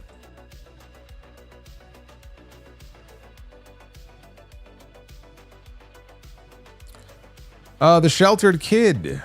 I wasted $500 on a Versace shirt today. As I told you, you should have wasted that $500 on me here on the stream. I would have given you the crown for the night, and you know, you'd be far more entertained around here than you would going shopping for Versace. Enjoy the shirt, though. Are you trying to be The Rock with his $500 Versace shirts? Big Money Jackson, Mumura versus Skeletor. Who you got? Oh, I got Skeletor. I got love for Mumura, but I got to go Skeletor. And the Gremlins against the Critters. Gremlins, for sure. Yeah, gotta go Gremlins. Usos tag team theme isn't bad. I like it. It works. Yeah, I mean, they needed to update it because it didn't make any sense for them to be coming out to Jey Uso's theme. Right? It's just me, Us, and he's coming out with his brother? I mean, that doesn't make any sense.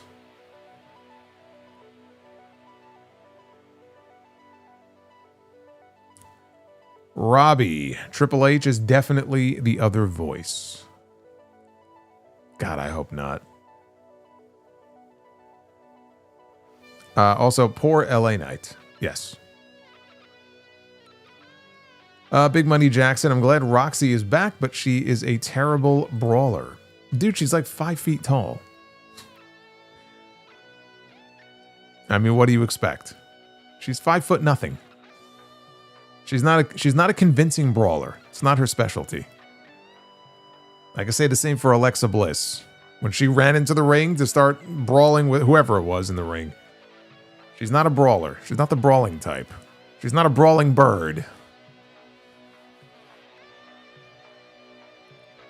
Dried chicken. Would you consider doing the Oba Femi strut at Hog? No.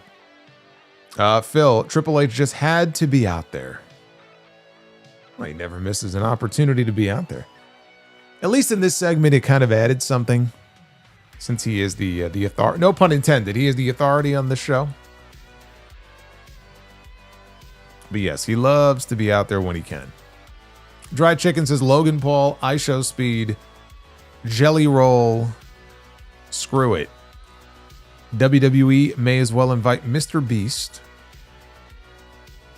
Jamil's Benitez Smith. I don't know who that is. Kai Cenat. Ice Spice. I know who Kai Cenat is in Mr. Beast. I don't know who these other fucking people are.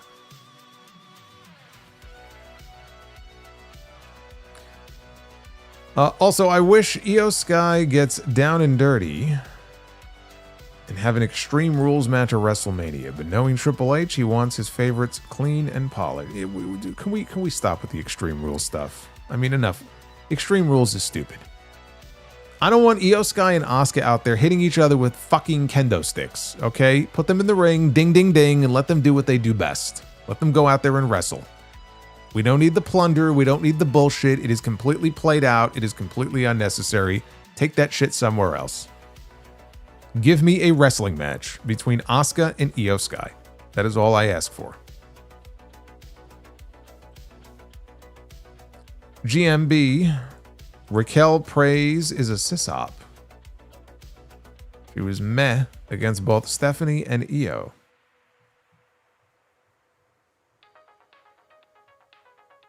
Aaron says 3 pull-aparts in the last 2 shows. I'm telling you, man, they love their pull-aparts.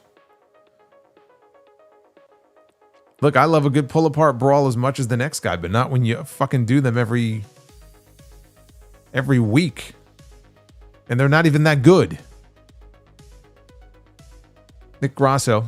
After tonight, I assume we are getting IYO against Asuka at WrestleMania, and we are getting IYO Speed and the Vision against LA Knight and the Usos. Yeah, I mean, I guess you could do that. I guess that would be a way to get them all on the show.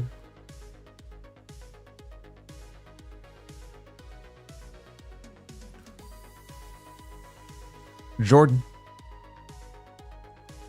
Nope. Not doing it.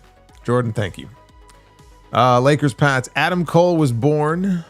What did the doc say? It's a baby. Robbie says this show felt like a bunch of random randomness thrown together in a rush at a bunch of botches.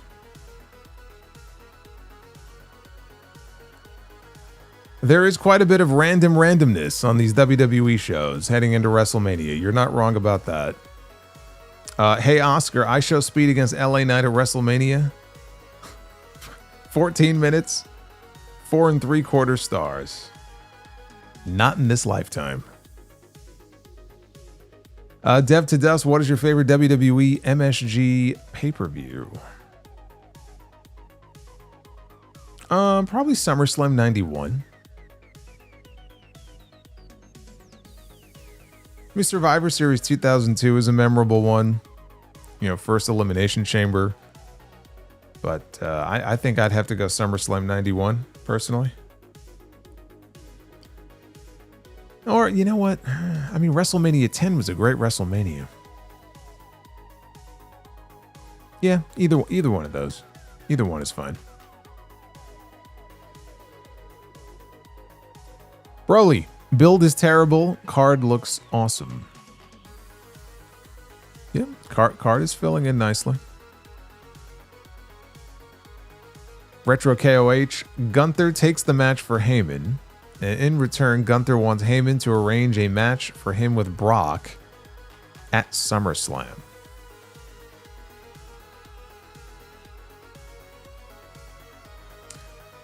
It could be an IOU situation. That I could see that being a possibility, sure. Because he wants to be the one to retire Brock.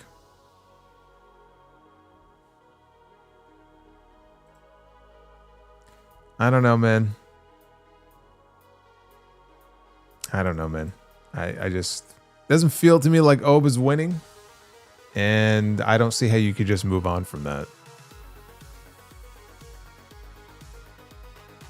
Devin says, buy or sell. More unbearable female authority figure. Dixie Carter or authority era Stephanie McMahon? Dixie Carter. She had no business being on TV. Marquand says, Solo in chat. Surgery went good. Thanks for the well wishes. Solo, when will you attend another WrestleMania? Maybe the next time they go back to New Orleans. If they were going to be in New Orleans this year, and I was already making plans with friends, and then they pulled it away.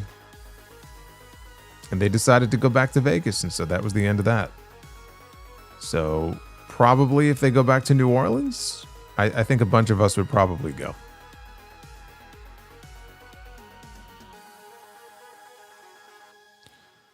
Aaron says, odd seeing Stephanie McMahon getting a babyface reaction.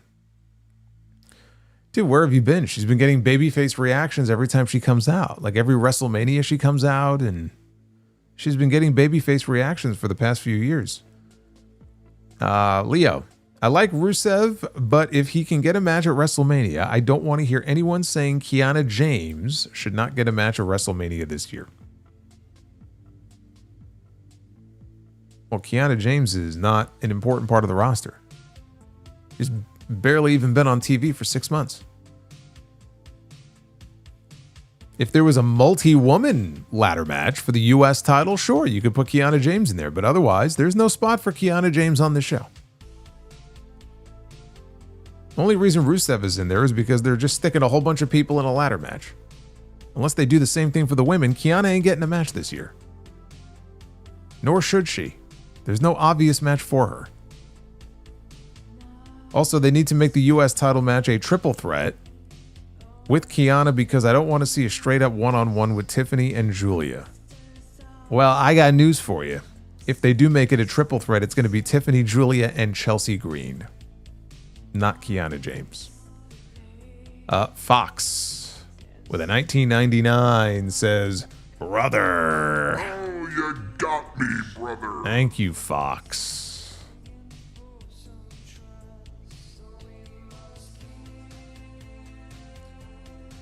Alexander with a $4.99. For all those people that pay $10K to ride the Cody bus with him, I bet every time the car horn is pressed, the sound is, what do you want to talk about? No, I figured the horn sound is probably the whoa from his theme song.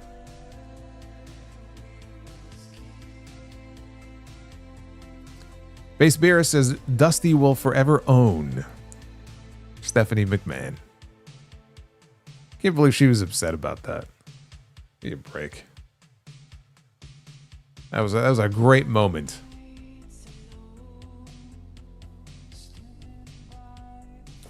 St. Clair, bigger flop, Nathan Jones, Heidenreich, or Gable Steveson. And could this have worked? Razor wins King of the Ring 95, beats Diesel for the title, and drops it to Brett.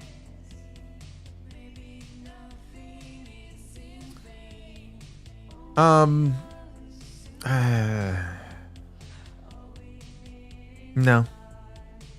I'm not saying it couldn't have worked. I don't see it. I'm not feeling it. I'm not feeling that. Bigger flop, though. I mean, they were all flops, especially Nathan Jones and Gable Steveson. I think Vince looked at Nathan Jones and had big plans for him, but Gable Steveson came in with a lot of fanfare and, you know, his amateur wrestling credentials, medalist and all that. And to see how he flamed out, I would have to go Gable Steveson on that. Base Beerus, isn't Jey Uso supposed to be in main events? Not anymore. Main event Jey Uso is no more. It is now mid-card Jey Uso. The earth is healing. Stone Cold ET is with us. With a 1999. It says, oh hell yeah. It says, the garden is my town, and I remember a young Solomonster cheering for Stone Cold ET. When I whooped that Undertaker at SummerSlam 98 when he and his wannabe brother Kane joined that piece of trash McMahon. Or when Undertaker inadvertently knocked out Stone Cold during that match. Forgot to mention that part. Base Bear says, buy or sell Big E or Kofi as WWE champion. Gonna buy on Big E. Sell on Kofi.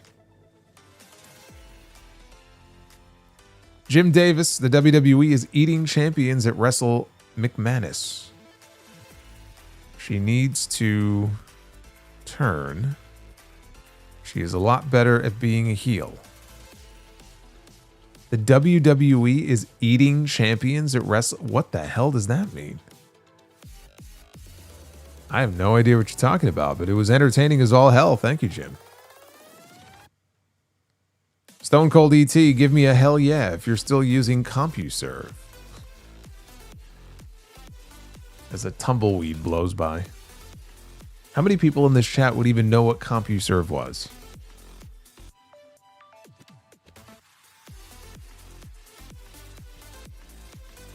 You know, I used to have a subscription to PC World magazine. I used to be so excited, man, when the new issue would come out. Just thumbing through to look for all the new, like, programs and tips and tricks. Or games or whatever it would be. There was a level of excitement there. I miss that. I miss that. Everything's online now. I miss that. Hey, Cheza, good morning.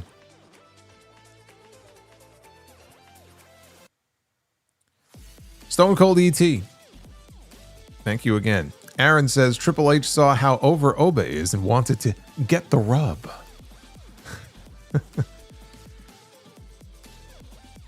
San Juan Wolf. A 1999. Feels like Brock and Oba should be main eventing instead of Cody versus Randy or Punk against Roman. It feels that way, doesn't it? It feels like a real WrestleMania main event.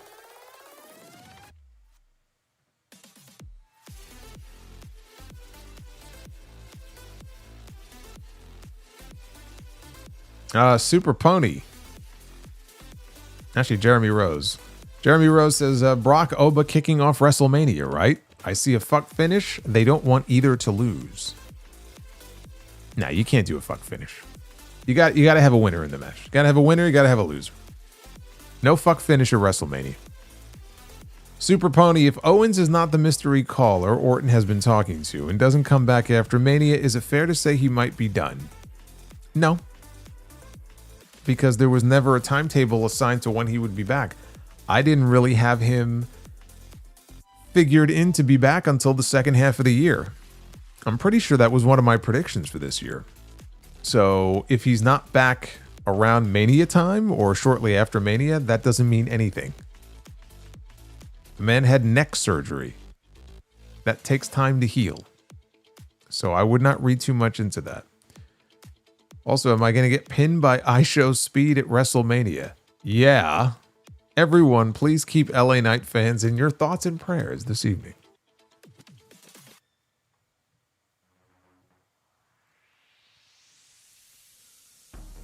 Brian Finelli. The wife and I saw Rowan on Saturday at Publix or Publix. God, jeez, man. What a weekend, huh? The wife and I saw... Don't tell your wife. They saw Rowan at Publix. While he didn't have the lantern on him. Yeah, you know why? Because fucking Solo Sikoa still has the lantern. While he didn't have the lantern on him for me to throw in a gator-infested lake, He did put his shopping cart back in the cart corral like a decent human being. Well, that's good to know.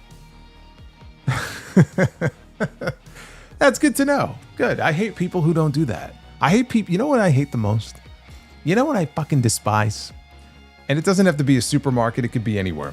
When you go to park your car in the parking lot and someone has left the cart in a parking space, that is not a parking space for a cart.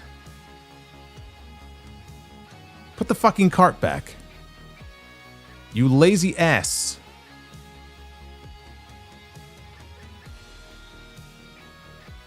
More. Do you think people have soured on Hangman lately? No, I don't think so. And Alex says if at least one more name is going to be added to the ladder match, then it has to be Phoenix. I mean, what are we doing here? I don't know. Every other member of the match is a Raw star.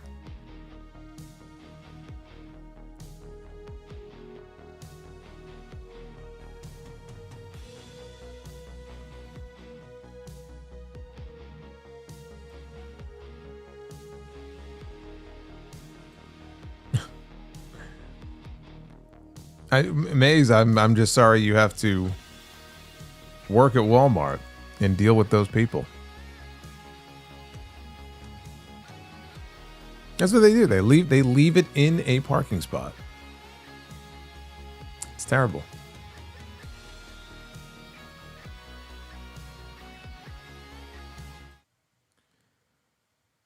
Oh, the Mac Tub. Gunther's been overpushed relative to his star power.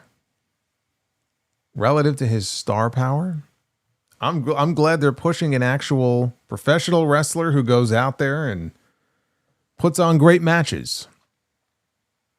What's not to love? I've seen plenty of people who were overpushed who did not know how to work. And they were all sizzle and no steak. It's nice to have someone that actually has the steak all laid out, even if there's not a lot of sizzle there. Gunther's a throwback. Enjoy him. There aren't very many people like him. Enjoy him. Who would you rank above Triple H in the Attitude Era? Everybody. Who are the household WWE names in USA right now? Household WWE names? Roman Reigns and Cody Rhodes. CM Punk to an extent. I do feel like more people probably have heard of Roman Reigns and Cody Rhodes, though. And evidently, if the merch numbers are to be believed, Stone Cold Steve Austin and The Rock. Those are still the biggest household names from WWE. Robert Peterson, hey Solo, bold prediction. Double turn for Cody and Randy. I don't think that's so bold. I see there being more of a chance of a double turn in the Sammy and Trick match, personally.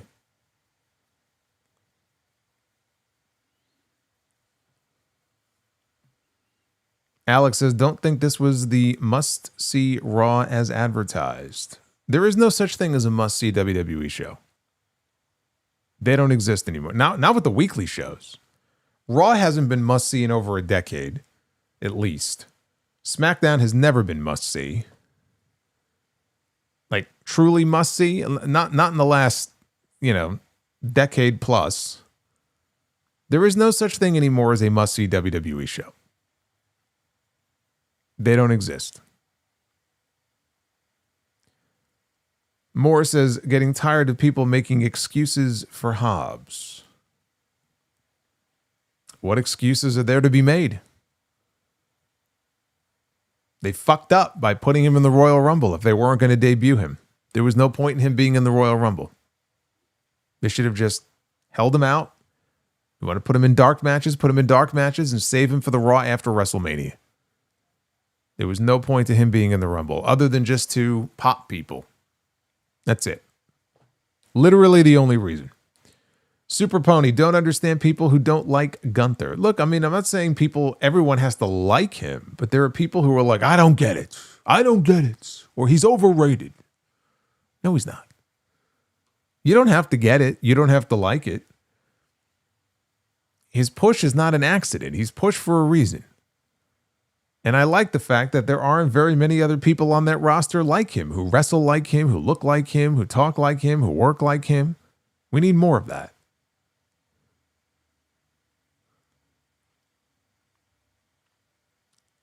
In MacTub, do you see Triple H hogging the spotlight in Cody against RKO? No, there's no reason for him to be involved. We already got Stephanie. We don't need the other one. One of them is enough. We don't need more than one.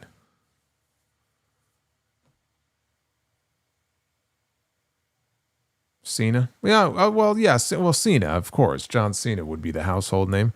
I hear him in every Honda commercial now. I hear his voice. As soon as the commercial comes on, I go, up, there he is. There's John Cena.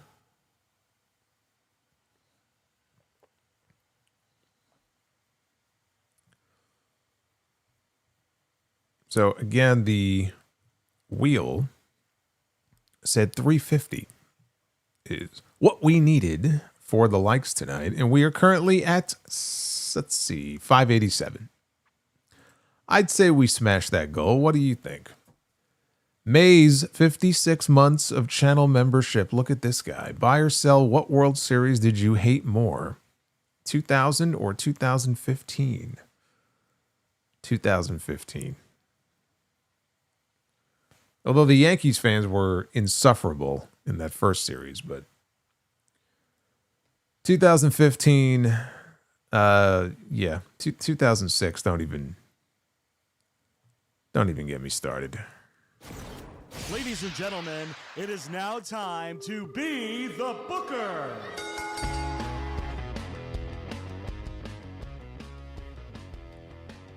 Did you say Honda brought to you by Voice Keys?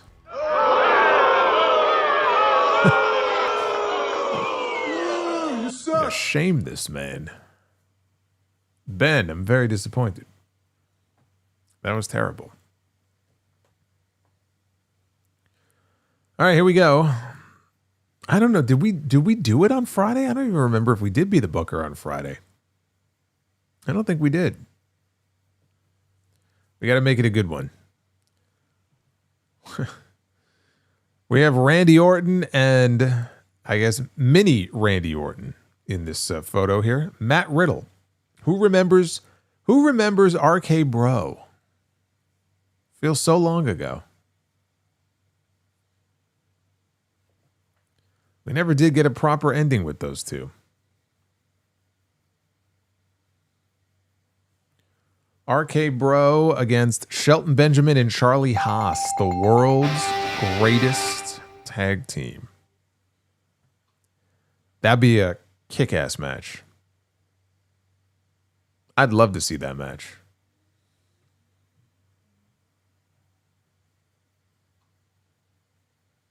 Match number 2. It's Shotzi in her tank. I got to talk to her about maybe we can get the tank in House of Glory. You know, she's our HOG Women's Champion. She's been all over the place. I mean, she's working everywhere, nonstop. She brings that belt everywhere with her, always representing. We got to get the tank. The only thing is, at the NYC Arena, that ramp, it's not wide enough. It's not wide enough for the tank. Shotzi against Tiffany Stratton. Look at this. We have champion against champion, folks. We got champion against champion here and Be the Booker.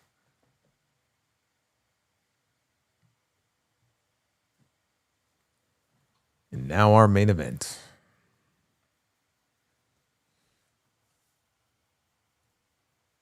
Oh, we got Roosh. When you mess with the bull, you get the herns.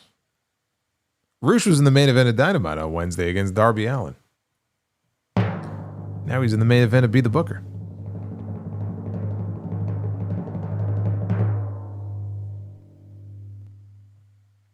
Hey, we got a collision match here in the main event, but we got a damn good one.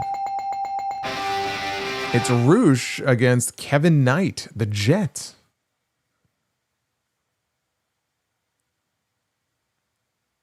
Look at this. Jacking Bret Hart's gimmick. Just change the color of the glasses. Now, Kevin Knight and Roosh would be a very good match. And I do believe that is a clean sweep. For life. Yes. How about that? We brought back Be the Booker. We got a clean sweep. Sweep them on out. That's what I like to see, especially after we have a night where we miss it. And then we finally do it. I want to make sure it's a good one for all of you.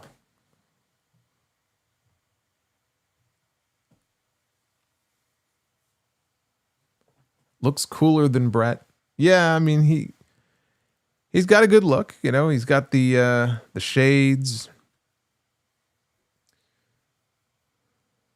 Mike Bailey, I'm not sure about that.